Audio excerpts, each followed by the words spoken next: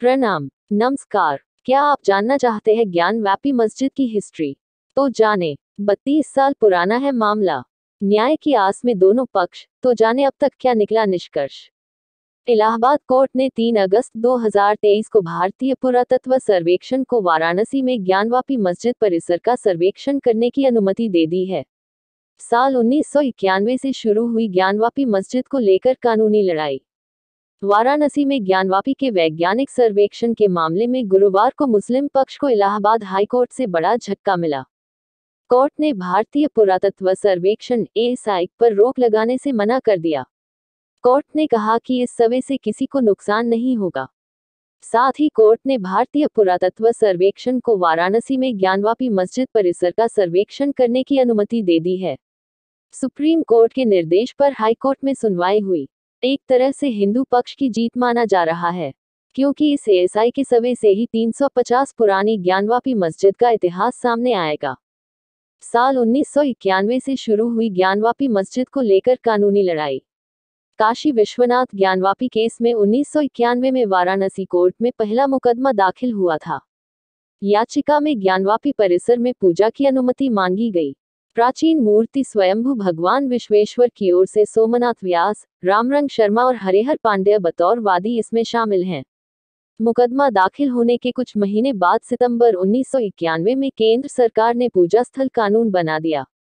ये कानून कहता है कि 15 अगस्त 1947 से पहले अस्तित्व में आए किसी भी धर्म के पूजा स्थल को किसी दूसरे धर्म के पूजा स्थल में नहीं बदला जा सकता।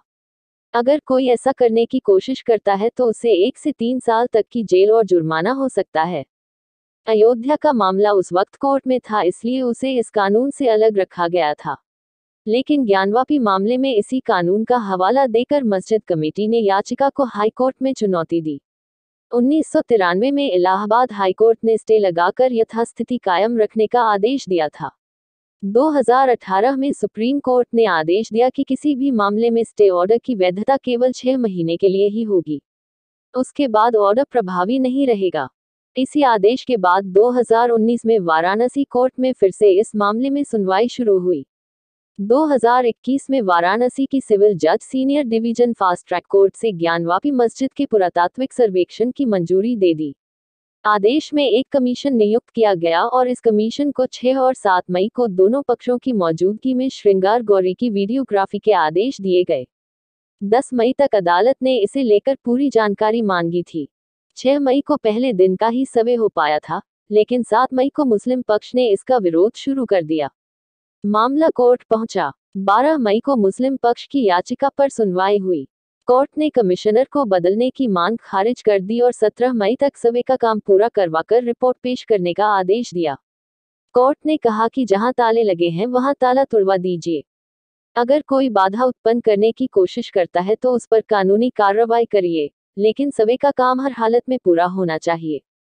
14 मई को सुप्रीम कोर्ट ने मुस्लिम पक्ष की याचिका पर तुरंत सुनवाई से इनकार कर दिया।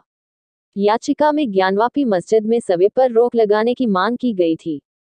शीर्ष अदालत ने यथास्थिति बनाए रखने से इनकार करते हुए कहा था कि हम बिना कागजात देखे आदेश जारी नहीं कर सकते हैं। अब मामले में 17 मई को सुनवाई होगी। 14 मई से ही ज्ञानवापी के सर्वे का काम दोबारा शुरू हुआ। सभी बंद कमरों से लेकर कुएं तक की जांच हुई। इस पूरे प्रक्रिया की वीडियो और फोटोग्राफी भी हुई। 16 मई को सर्वे का काम पूरा हुआ। हिंदू पक्ष ने दावा किया कि कुएं से बाबा मिल गए हैं। इसके अलावा हिंदू स्थल होने के कई साक्ष्य मिले। वहीं मुस्लिम पक्ष ने कहा कि सर्वे के दौरान कुछ नहीं मिला।